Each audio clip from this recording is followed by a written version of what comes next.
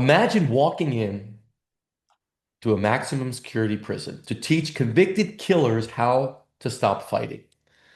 That's where today's guest learned what actually works. And today, he's bringing that to your practice.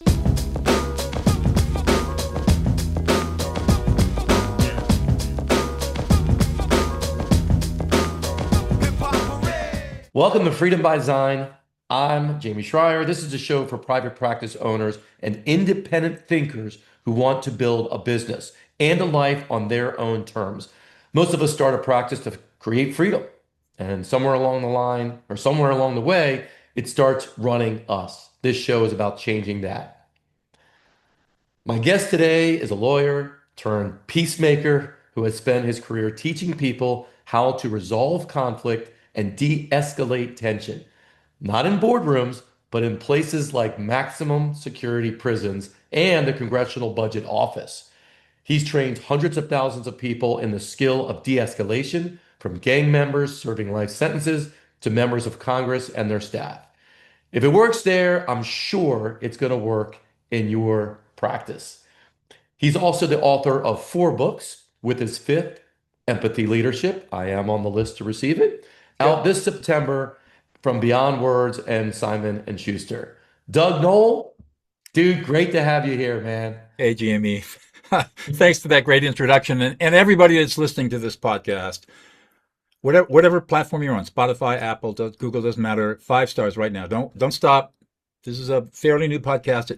Jamey's doing amazing work, and you need to support it. So please give him a 5-star review right now. Don't pause. Don't I hesitate. appreciate Don't that. don't collect $200, $200, right? And this is the book that I am reading, De-escalate. This is the one that you have out before. Mm-hmm.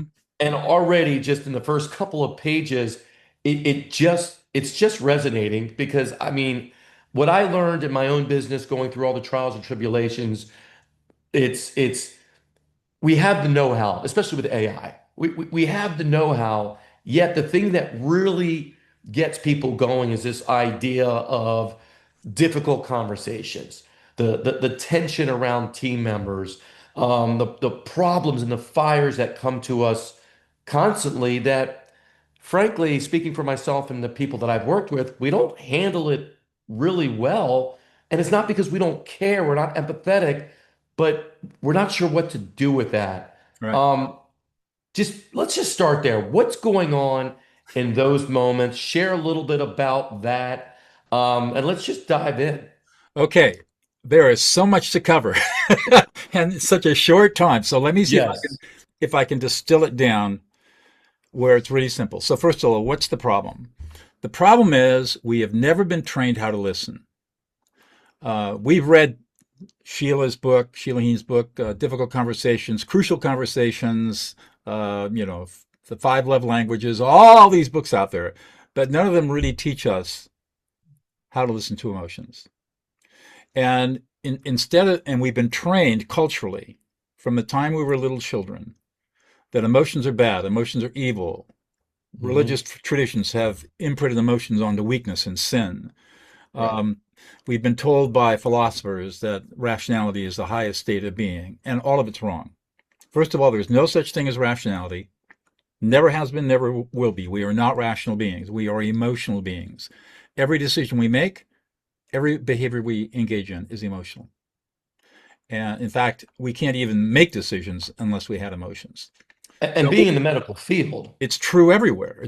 having someone that's dissected a human body, if you look at the brainstem where signals come in, That's it right. hits the emotional centers way Way before before. That's the right. logical and That's right. rational. And yeah. That's right. And even by brain mass, a third of our brain is devoted to emotional processing, in the center part of the brain, in the limbic system. So, but that's not what we're taught. We're taught that emotions are bad and emotions make us irrational. And as a consequence, we engage in Stephen Covey discussed this in his books, The 7 Habits of Highly Effective People back in 1989, almost 40 years ago. Talked about the 4 things that we do when we think we're listening, but we're really not listening. We're dismissing, we're soothing our own anxiety over another person's upset. So everybody has done this. So number one, Somebody's talking. The first thing we're doing is evaluating. Are they right or are they wrong? Are they full of crap or do I believe them? Notice it's not about them. Even though we say we We're don't doing an judge, immediate all evaluation. we're doing is judging. That's right. It's instantaneous and it's unconscious. The second thing we do is we probe. So we start asking questions. And, in my old life as a trial lawyer, we cross-examine, and we cross-examine for our own purpose, not to understand them, but for us to make a case. The third thing we do is we give unsolicited advice. Look, if you just do this, this will be the problem. Or I'm your clinician and the diagnosis is this, and here's your prescription and your prognosis and all that, and we're telling people We, what to we do. love solving. It makes us feel We so love good. solving problems, but we're not listening. And the last thing we do is we interpret, good or bad, you Mm. know? And every single one of these things is automatic and unconscious, and it's all designed by the nervous system to do one thing: soothe the unconscious anxiety that arises when we're in the presence of somebody who's emotional, because we have not been trained, one, to recognize that anxiety, and two, the skills that are necessary to eliminate our own personal anxiety and calm and re-regulate the nervous system of the other person. So that's the problem, and it has been here forever. And it's only in the last 30 years, actually from 2026, last 20 years, that we've had the knowledge to understand why this is all occurring. And we've got the neuroscience now that explains to us what's going on in the brain and why over millennia we have developed these habits and practices that make things worse. Here's the thing, Talk Jamey. talk about that a little bit. I'm Talk going to. about We how can't we we are can't making we can't things. logic somebody out of pain. We can't persuade them out of emotion. Mm. We can't rationalize them out of anger. We just can't. It doesn't work. Think about how many Hey, times you say, Doug, just "We just know this. relax. We Just know this." relax. We say, Just "Hey, stop feeling angry. calm down, Jamey. Come on, Just chill calm out, down. man." Relax. Yeah, Now that works pretty well. you can say, take a deep breath, and the breath itself will help, but you A can't little say bit, maybe. a little bit. Well, maybe the Okay, whole, so yeah. here's the secret, and this is the counterintuitive truth that is just absolutely mind-boggling. Two words: you feel. So if somebody's really upset, maybe they're upset at you, maybe they're upset at somebody else. Your only response can be two words: you feel, and then you follow it with an emotion. So, for example, it would go, "Hey, Jamey, you feel really angry. You're pissed off. You're frustrated. You feel completely disrespected. You don't feel appreciated or supported. And you don't feel heard. And this is really, really making you anxious and worried and concerned. And you're really disgusted by the whole situation. And when you look at it all, it just really pisses you off." Just that took 15 seconds, immediately calms the centers of the brain associated with negative emotion, primarily in the amygdala and what's known as the HPA. So those clinicians that work in the brain, the hypothalamus, pituitary, adrenal axis, immediately that activity decreases. And at the same time, a part of the prefrontal region called the right prefrontal, which one is it? The right prefrontal cortex. I'm blanking on it. Activates. That's the part of the Right. brain that's Right one's more associated with emotional. Left emotional one's more. self-regulation. It activates. It's the right prefrontal medial. It's the medial prefrontal cortex. It activates, and so now we have access to our emotional self-regulation tools. So our emotional self-regulation all occurs in the prefrontal cortex. It does not occur anywhere else. And the prefrontal cortex is the first thing to go offline when a threat status is detected by the amygdala. And as we know, there's a high road and a low road. Joe Ledoux wrote about this years ago. The low road is the sensory input comes through the hypothalamus, it gets processed by the amygdala, and we immediately go into threat status. And then there's the high road where we process it, and eventually the prefrontal cortex figures out whether this is a threat or not. But here's the deal: I live in Central California in the mountains. I'm walking along my driveway one night. The moon is shining down. I look down. I see a shadow on the road, on the gravel road. I leap back, heart pounding. About a second later, actually about 800 milliseconds later, I settle down. It's an oak branch, not a rattlesnake. And it was that leaping back that saved me if it was a rattlesnake. And here's the last thing to know is that we now know that part of the brain cannot distinguish between a saber-toothed tiger leaping at you and a social insult. Attacks on identity, insults, disrespect, sarcasm, any kind of social attack is going to be treated by the emotional centers of the brain exactly as if you had a saber-toothed tiger charging at you. You're Because going to that's have how it was exactly the same originally physiological designed reaction. Pardon me? to protect us That's over the right. It's years. protected. Yeah. And here's the thing: when that happens, you can't think anymore. You just can't think. You've You lost your just you just access. react. You You just just react. react. So now you're confronted with somebody, an employee, let's say, or a patient, or a coworker, and they are really upset. And in clinical practice is extremely intense and always emotional. People are not coming in because they're happy, right? They're coming in because they're in Mhm. pain, and they're scared, and they're coming in emotional, and they're coming in hot. And the way that reimbursement works today is you just don't have time to deal with this, right? It's just how many people can you get through the clinic and how fast. And everybody is stressed out because we've got emotional contagion going on. Somebody comes in, they're upset, they're painful, it's going to spread through the whole office automatically because we have this methodology, all mammals have this, of spreading emotions through a group or through a herd fast. I mean, think Mhm. about this. Watch the documentary, the antelopes, big thousand antelope, right, on the savannah. One animal sticks a head up. Another animal sticks a head up. Third animal sticks the head up. They all turn in one direction, and boom, 1,000 animals are all sprinting away. How the heck did they do that? We have this capacity for transmitting information quickly, efficiently, through mammals that we're not even consciously aware of. Somebody comes into the office upset or scared or in pain. If you don't have an office staff that's been trained on how to manage that, that contagion is going to spread. And now stack it up. You're going to see 20 or 30 patients during a day. You can just see why So things get talk to crazy, me, you know? Doug, talk to me about this idea around empathy and how our society typical uses it because, empathy is something in the allied health care Right, business world. Empathy's a trait that most of us, if not all of us, have. And I feel that sometimes we use it almost as, well, I just wanted to be empathetic. Like it's almost an excuse why I didn't address the right. conversation that was uncomfortable. That's Talk right. to me about how it's being used and talk to me about how it maybe should be used and maybe how it Right. coordinates with some of the things you're talking about in the sense of let's talk about business owners handling upset for whatever reason, upset or difficult conversations with Right. employees.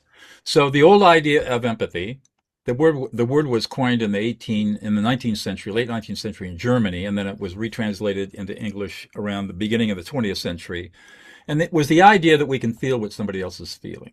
And that's kind of the idea of the classical idea of empathy. The problem is that if you feel what somebody else is feel and you don't do anything with it, it destroys you because it's just the emotional contagion on you. You're pulling in their feelings. Now you can't always separate them from your own feelings. And all you're doing is taking pressure and pressure and pressure and pressure on yourself, other people's emotional feelings.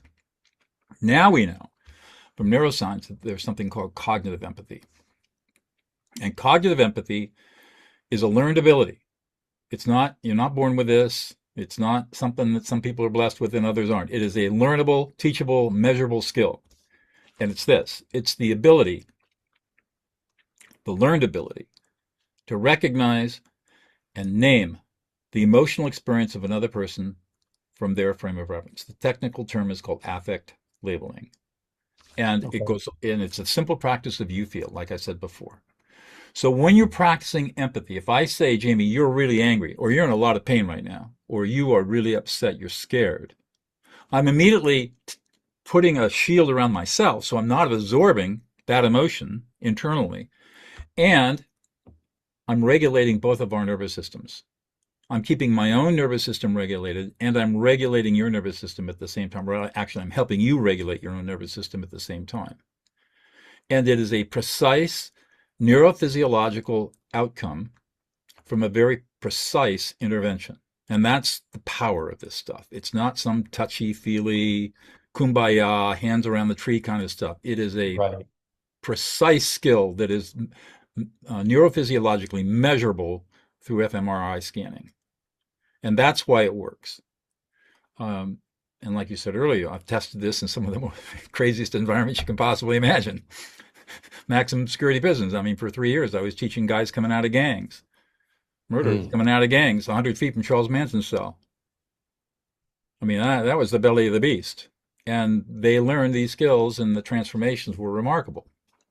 So I had a call today with about 15 clients, just a small group call, and we talked a lot about the difficult conversations. I know you kind of scoff at the crucial conversations and all of Right. that, and I get that. But it's important to recognize that there is a conversation to be had. That's right. So, what are people typically, based on maybe the crucial conversation that people read and stuff, what are people doing wrong in the conversation?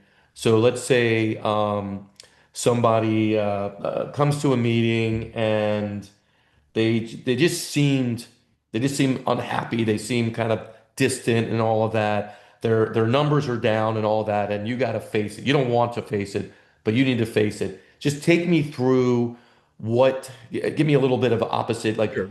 what do they typically do in that situation? Let's assume they are going to have a conversation because what they typically do is avoid it. And then what should they do? Again, person is not measuring up. They've noticed that they're a little distant, withdrawn. There's just something not right. Like you're feeling something's not right, but you can't put your finger on it. Go. All right. First thing, assuming you don't avoid it, which You're most not you're people not going to do, avoid it. but let's just say you've got to Jamie's been confront it. telling me. So the first Jamie's been thing telling me you're for going to say, 'Hey, six months. Jamie, your numbers have really been off, and we really need to get into this and figure out what's going on, because the performance is unacceptable, and so what is it that we need to have happen for you to start performing again? That's one way we get to handle it. Another way to handle it, Jamie, your numbers are really off. If you would just do X, Y, and Z, as I keep telling you, your numbers would improve.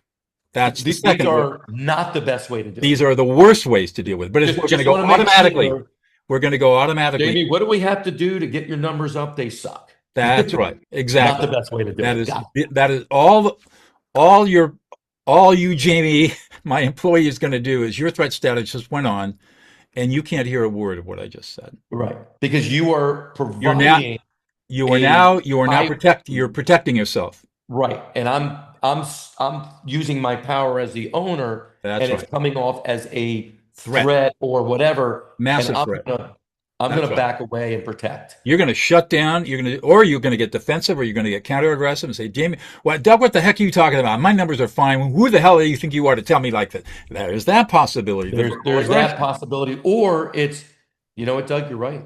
You're right. I'll do better. And it's That's just right. trying to Pass, dismiss and it. that's the passive aggressive dismissive move. Right. None of it works. Here's how you do it instead. Jamie, I'm really concerned about you. Tell me a little bit about what's going on in your life right now. And you would Hmm. say, just make something up. Um, My dog uh, died or something. I don't no, know. no. I mean, no, everything's fine. Like, what are you trying to get at? You seem like you're really unhappy and sad and unmotivated. And it seems like the joy is gone from your life. You're really unhappy and even a little depressed. I don't think I am. I mean, I'm trying to do a good job. I mean, I know my numbers are down, but I'm trying to do good. Yeah, you're really trying to do a great job, and your numbers are down, and you're a smart guy, and you've been struggling, and it's really frustrating you. And you're really confused about what to do about it. And it's upsetting to you. And you got a lot of pride in your work, and when this is happening, you feel a little shame and humiliation that for whatever reason you're not So, quite Doug, you would go and name that, even though you may, I mean, obviously you practice this for so much, right, you right. have the words, you recognize it. Yeah, I have to find the emotion that's driving this behavior. 7 layers: anger, disrespect, fear, disgust, shame, humiliation, sadness, and abandonment. those are the seven basic layers. I have to find the layer that's activating you. It's not anger because you're not presenting anger, although I'm sure anger is in there. You're not really coming across like disrespect is the problem. You don't seem to be worried or concerned. You seem flat. You have a really flat affect. So I have to go down to sadness because that's where the flat affect is. And when you say, "Yeah, I know my numbers are off," that's shame, humiliation right there. So I need to go So there. you are using, okay, so now you're using these seven areas That's how I'm and going for it. you're quickly assessing, That's no, right. no, no. So I'm going to name the others, even though you're taking a risk of saying sad. I'm not sad, Doesn't right? matter whether you say if you say that I'm not sad. So, oh, you're not sad. So I acknowledge that. So you're not sad.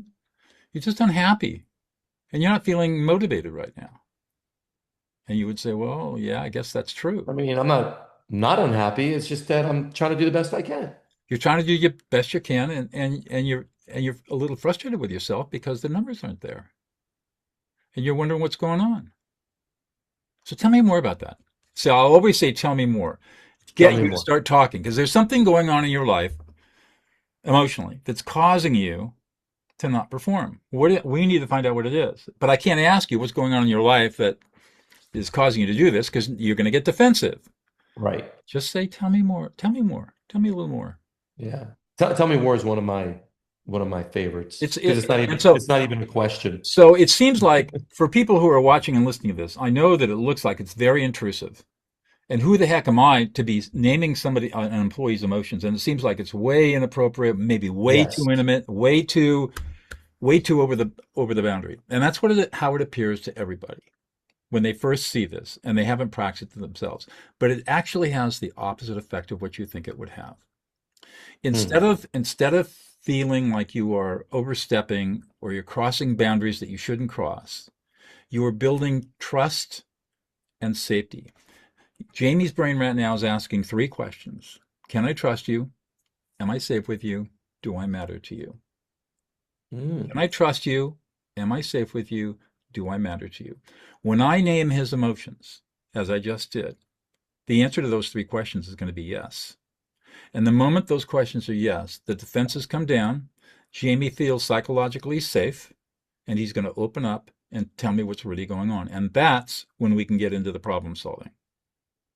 We find out what the root cause is emotionally, and then we start working on the problem. What do we need to do to solve this problem? Do you feel the most difficult because you've taught I've seen the business worst. owners, congressional leaders, you've Yeah, taught you name it. I've seen pillars, it. you've taught them all, right? Right.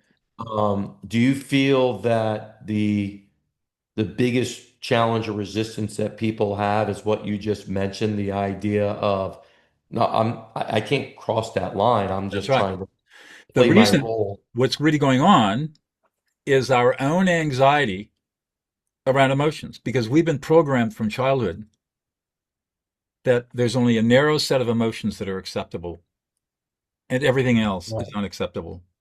And so whenever we get close to emotions, especially the ones that are unacceptable, shame, humiliation, sadness, grief, abandonment, rejection, betrayal, Where does guilt go in? guilt is a shame, humiliation, guilt, and embarrassment in that layer. Got it. Um, when we go there, we're extremely uncomfortable until we're trained because we've been taught that these are dangerous places to go. Hmm. They're private, they're intimate, and they have no, it's like sex, right? No place in public company. And you have to overcome that because that's where the science takes us. This is all science based. It's not Doug Noll talking to you. The seminal Sure. study is Lieberman, 2007, putting feelings into words. You can go out on Google and just put that in, and it'll come right up, the PDF. Read the study, read the abstract. And what Lieberman and his colleagues at UCLA did was show that when you name what someone feels, they begin to self regulate, they calm down. It's And that's hard kind of science. the take home message is you're using your observation skills to try at the best you can to name how someone's is feeling, which is getting out of your own head how you're feeling, That's right. which is not easy to do, and name how they're feeling, even if it's not how they're feeling, great. Let It them doesn't say matter. that's not how. Then you'll be They'll, like, they'll, they'll correct you, and they will not be pissed off at you for doing it. yeah, Here's the thing: we also have the ability to recognize other people's emotional states. And this is something that's been developed, evolved over millions of years of evolution. We've only had language as humans, for less than 30,000 years. We've been able to speak and have a spoken language. And that mm, language only occurred because of two genes that mutated 230,000 years ago. Now the question is, we've been on the planet in one form or another as Homo sapiens, Homo erectus, all the different homos. How did we communicate without language? emotion. Emotion.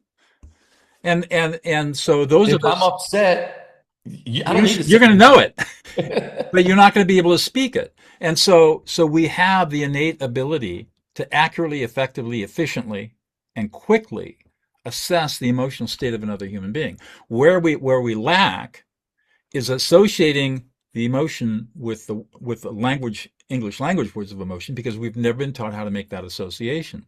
So part of the training is learning how to simply say the words, you feel angry, because we're not used to saying that. You feel angry, you're frustrated, Got you it. feel disrespected. And so part of when in the training that I do, the very first thing we do is we learn about these 7 layers, and you start learning how to say, I feel angry, you feel angry.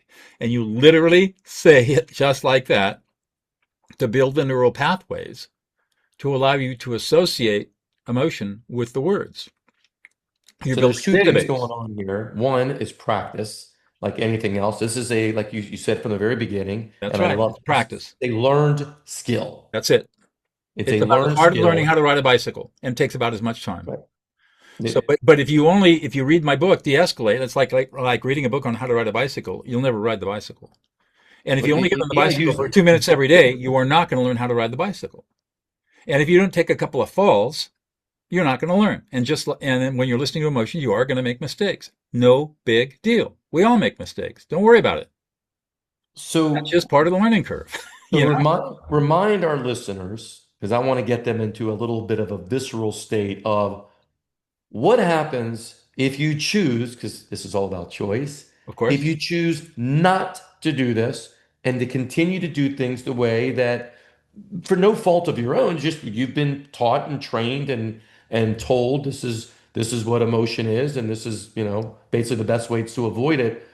What happens if you continue down that road? You're a business owner, whether you're a few $100,000 in annual revenue or multi-million dollars or tens of millions of dollars. If you choose not to do this, where could that lead to? Or Uh, where does it lead to in the business world? it leads to you. First of all, Jamie, you're all about helping practitioners become independent operators and not have businesses dependent upon them for every single little decision. If you Correct. don't master this skill, you can have the best systems in the world. You can have the best people in the world, but every single emotional problem is still going to end up on your desk.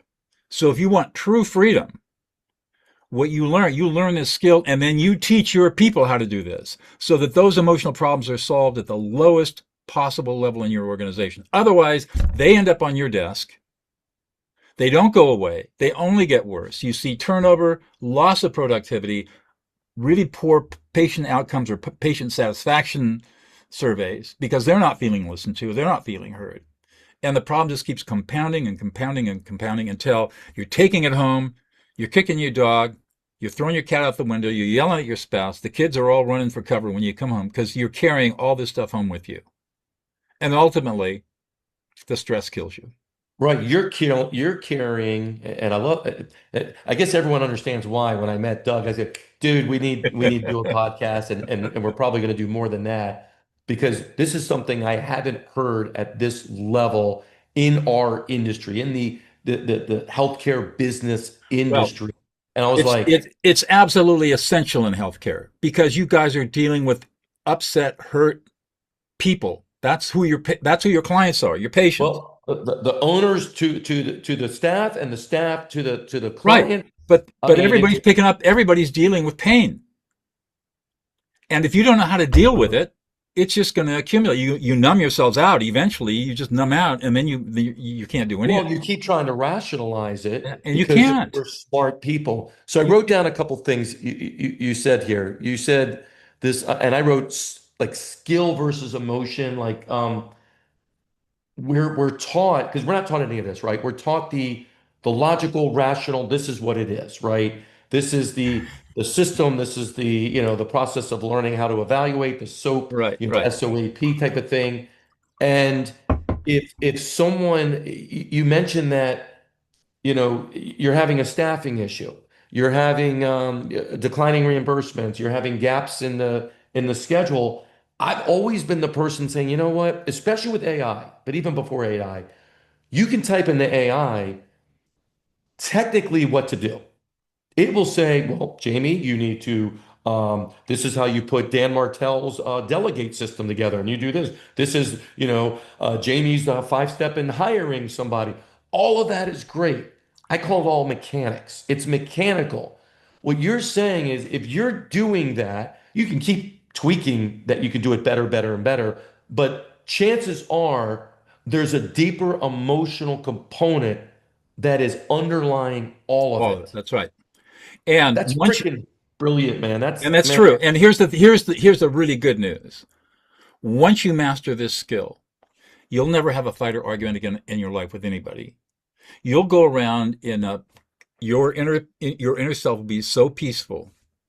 You will not have a lot of anxiety. You will not have a lot of stress because you know you can recognize it in yourself and you know exactly what to do with it.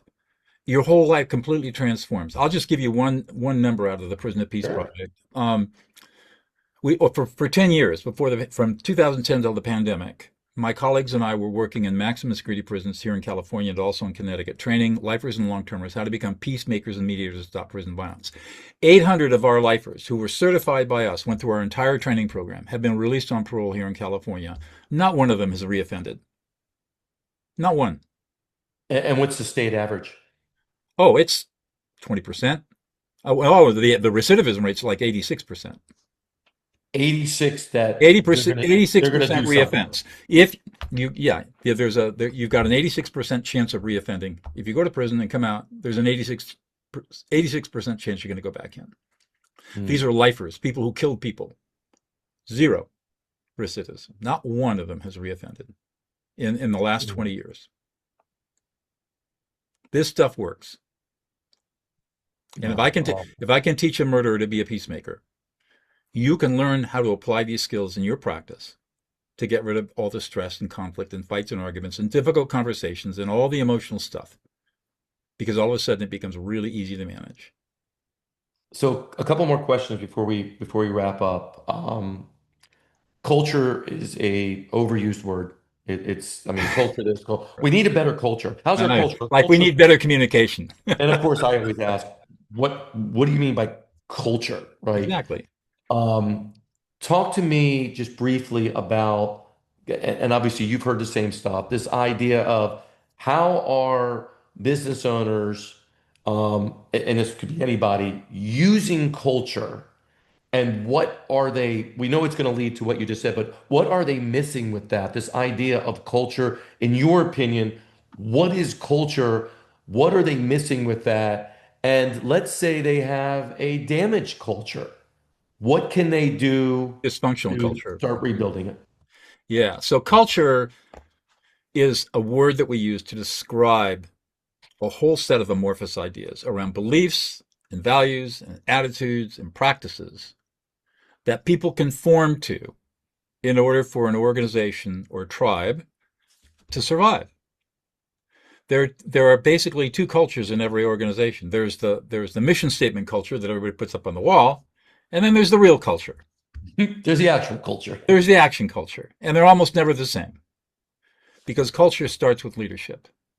And if you don't have the skills to treat people emotionally the correct way, you can have all the cultural, you can bring in all the org psychologists you want, and all the facilitators, and have the offsites and everything you want. You can do it on Friday, Saturday, and Sunday. Everybody's all jazzed, and Monday you go back to the same old thing. Well, the offsites are still being done typically by the owner, or they bring an outside person That's right. that's done It in doesn't whatever work. 2 hours It or 8 will hours. not. It will not work. And so that's what culture is. And if you have dysfunction, emotional dysfunction in your organization, you're going to have a dysfunctional culture. People are going to come in and they're going And to most of us have some type of emotional stuff, right? Isn't that normal? emotions are great. It's just how we recognize them and deal with them where the dysfunction comes in. If we Okay. suppress, deny, ignore emotions, which is what we usually do, or we try to be rational, or we try to explain, justify, rationalize, or maybe we appease and apologize. All incorrect methods for dealing with emotions. We're going to perpetuate the dysfunction. So how do you correct that? I love the apology one. That's one I hear a That's another lot. one. Yeah, it doesn't Yeah, I work. love apologizing. It doesn't work. Yeah. What So one how of do one you? of my mentors said, we as a society, you have to listen for it, Jamie. We have a society, we say sorry too much. That's right. We say And sorry for everything. I'm so sorry. I go, do you realize by saying you're sorry to them, you're putting it right back on you? I'm that's sorry. right. You're making it all about you. That's I right. make it purposely like I don't say I'm sorry. Don't say you're sorry. I I tell can people never say, apologize because you don't even know if you were the one at fault. So until you get the full story, you don't know. So well, how do you most get? of it is they know they're not at fault. They just want to make it about them. Well, what they're trying to do, here's what's going on. Talk to me. They're soothing their own unconscious anxiety Ooh, that has arisen. Their threat status has gone off in their inner brain. They're now feeling anxious. They are now in fight or flight, and they're trying to soothe that discomfort. And one of the gotcha. ways they do that is by saying, I'm sorry, thinking it's going to soothe them. Or they give advice, look, if you would just do it this way, it'll work. Or they'll say, hey, don't be a drama queen, chill out, be reasonable. You're not being rational. That's a third way. Fourth way is to say, you know, let's be reasonable here. And none of those work. What you're doing in every single one of those responses, or in Covey's 4 autobiographical responses that he talks about in 7 Habits, it's all an attempt to soothe the unconscious anxiety that's coming up because you're confronted with an emotional situation that you don't know how to handle. And your brain is reading it as a threat status. So it's simply your nervous system trying to protect itself. It's not a moral failing. It's not that you don't know how to communicate. It's not that you can't think or diagnose or do your clinical work. It's your nervous system in self So at the protective end of the mode. day, you're trying to soothe your own anxiety That's in right. these uncomfortable situations That's right. because you, meaning your nervous system, your does not know how to handle it That's right. because of millions of years ago, we had this fight or flight, That's right.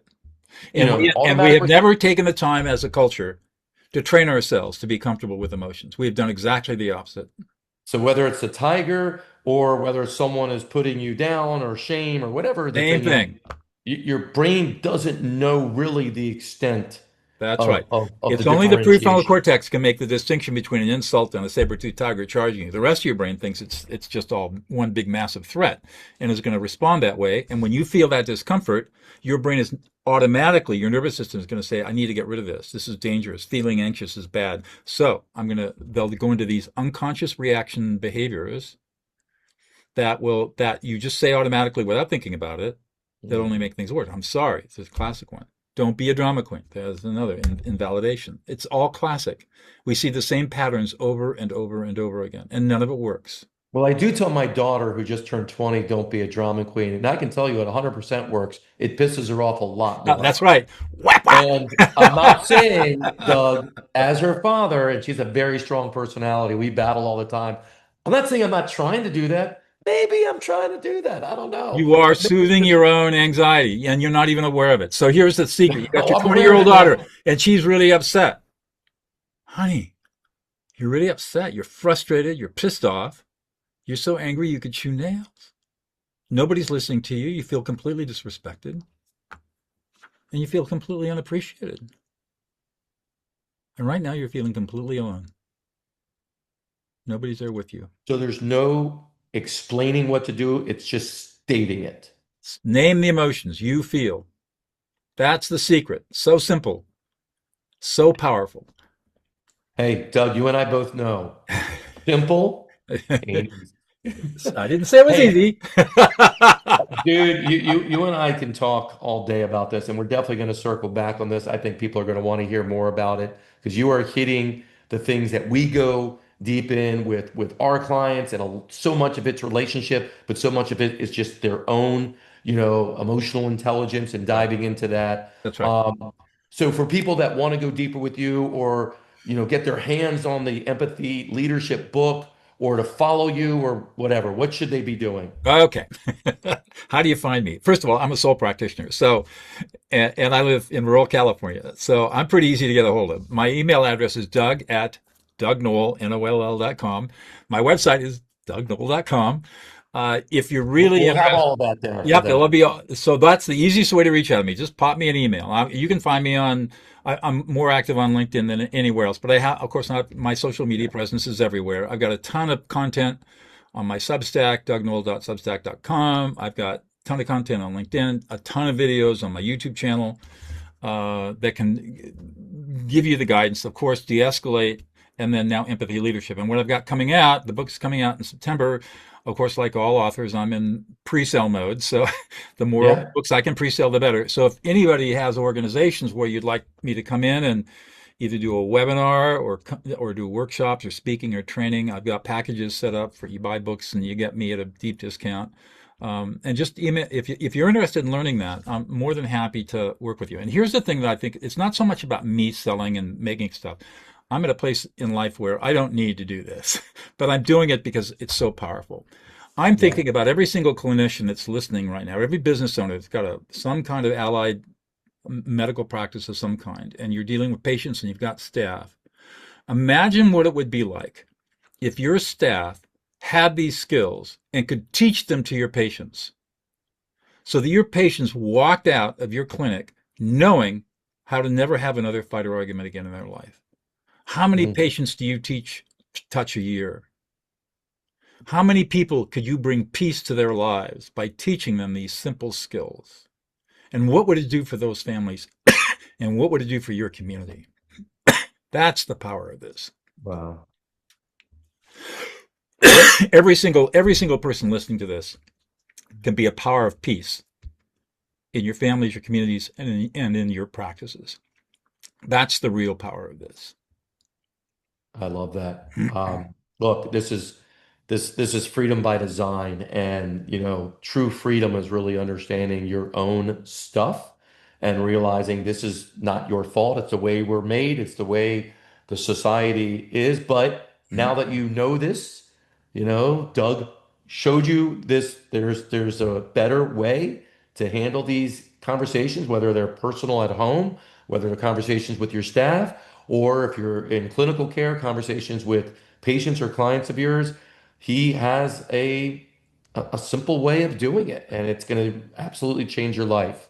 Thank you, Doug, so much. Really appreciate you. And there's going to be certainly more to come. This has been a really fun conversation, Jamie, and everybody listening, I hope you got something out of it. Absolutely. And if something did resonate with you today, don't just listen, don't just grab another thing, do something with it. Reach out to Doug, follow his stuff, buy his book, practice it maybe a little bit.